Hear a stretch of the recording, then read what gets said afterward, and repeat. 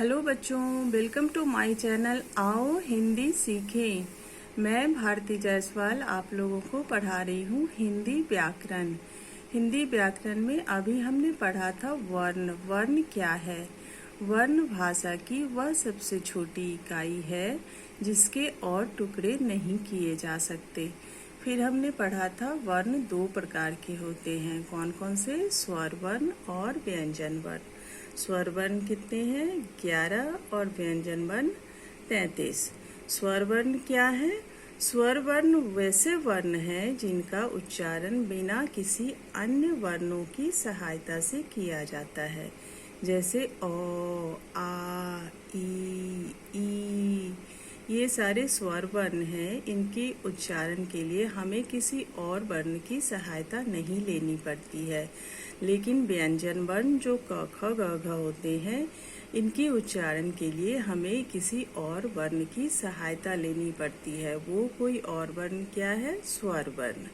जैसे कि हम बोलते हैं क, तो क में क्या है? आधा क और अ दोनों मिलाकर बन गए पूरा क। व्यंजन वर्ण मतलब व्यंजन वर्ण के उच्चारण के लिए हमें स्वर वर्ण की भी सहायता लेनी पड़ती है।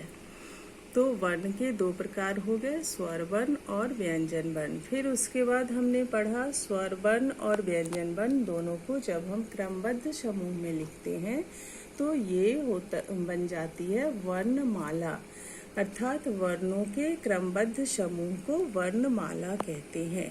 इसमें वर्ण 11 हो गए और व्यंजन 33 हो गए। तो दोनों मिलाकर वर्णमाला में कितने वर्ण हो गए? 44। फिर उसके बाद हमने पढ़ा संयुक्त व्यंजन। संयुक्त व्यंजन सिर्फ 4 होते हैं, अक्ष, त्र, ज्ञ और स्र। ये संयुक्त व्यंजन ना तो अकेले स्वर हैं और ना ही व्यंजन है। ये दो व्यंजन वर्ण को मिलाकर एक संयुक्त व्यंजन बन गए। जैसे अक्ष में हमने पढ़ा था क प्लस श, तो क आधा क भी एक व्यंजन है और श भी एक व्यंजन है। तो दो व्यंजन मिलाकर बन गए संयुक्त व्यंजन। चूंकि दो व्यंजनों के मेल से बनते हैं इसलिए इन्हें संयुक्त व्यंजन कहते हैं। वैसे ही हमने पढ़ा था त्र के बारे में, त प्लस र बन गए त्र। ज्ञ के लिए पढ़ा था ज प्लस ञ और स्र में तालव्य श प्लस र मिलकर बन गए स्र। तो ये चारों हो गए संयुक्त व्यंजन। वर्ण, वर्ण के प्रकार, वर्णमाला, संयुक्त व्यंजन। अब इसके बाद हम आते हैं अयोगवाह पर। अयोगवाह क्या है? अंग और अह, ये दो वर्ण जो हैं ये अयोगवाह कहलाते हैं। ये स्वर वर्ण नहीं है। बचपन में आपने पढ़ा होगा, लिखा भी होगा, ओ आ ई के साथ लास्ट में अंग और अह भी लिखा होगा। लेकिन उसमें से सिर्फ 11 जो होते हैं वो स्वर वर्ण कहलाते हैं और अंग और अह जो रह गए वो अयोगवाह कहलाते हैं। अंग और अह को क्या कहते हैं? अयोगवाह। ये ना तो स्वर है और ना ही व्यंजन है। उसके बाद फिर हम पढ़ेंगे अनुस्वार। अनुस्वार क्या है?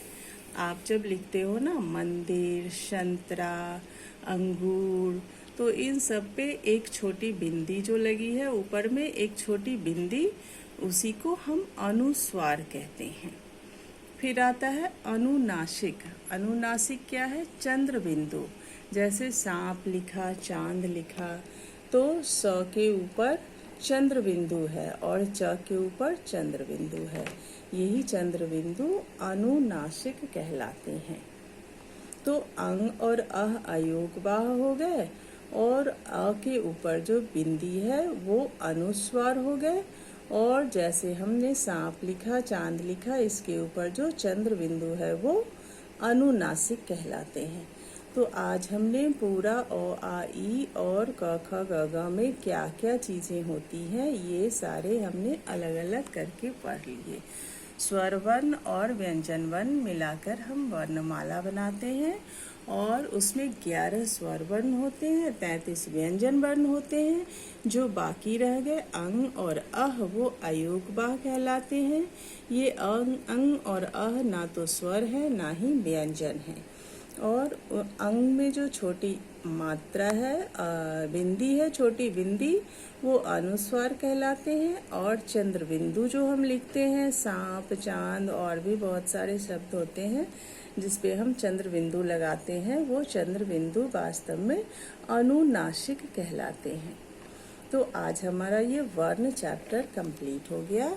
फिर हम दूसरा चैप्टर दूसरी क्लास में पढ़ेंगे। Okay, bye bye, thank you.